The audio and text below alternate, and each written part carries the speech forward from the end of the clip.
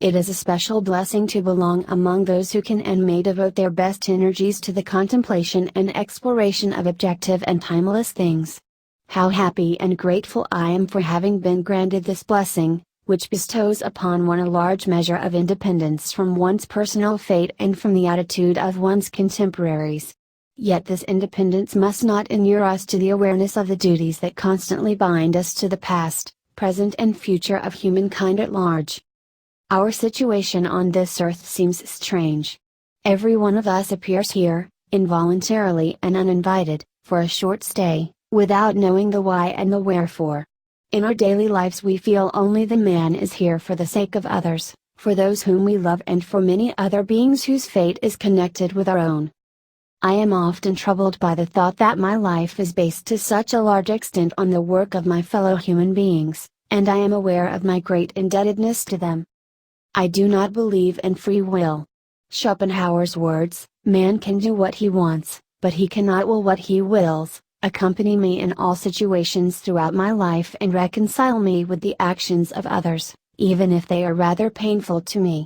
This awareness of the lack of free will keeps me from taking myself and my fellow men too seriously as acting and deciding individuals, and from losing my temper. I have never coveted affluence and luxury and even despised them a good deal.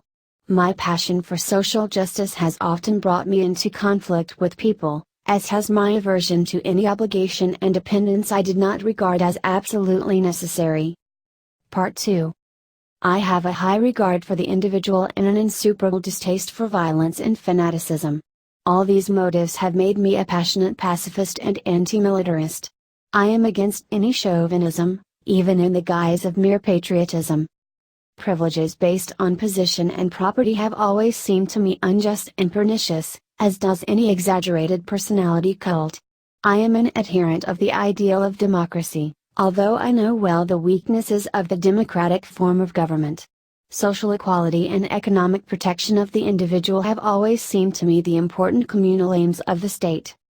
Although I am a typical loner in daily life, my consciousness of belonging to the invisible community of those who strive for truth, beauty, and justice keeps me from feeling isolated. The most beautiful and deepest experience a man can have is the sense of the mysterious. It is the underlying principle of religion as well as of all serious endeavor in art and science. He who never had this experience seems to me, if not dead, then at least blind. To sense that behind anything that can be experienced there is a something that our minds cannot grasp, whose beauty and sublimity reaches us only indirectly, this is religiousness. In this sense I am religious. To me it suffices to wonder at these secrets and to attempt humbly to grasp with my mind a mere image of the lofty structure of all there is.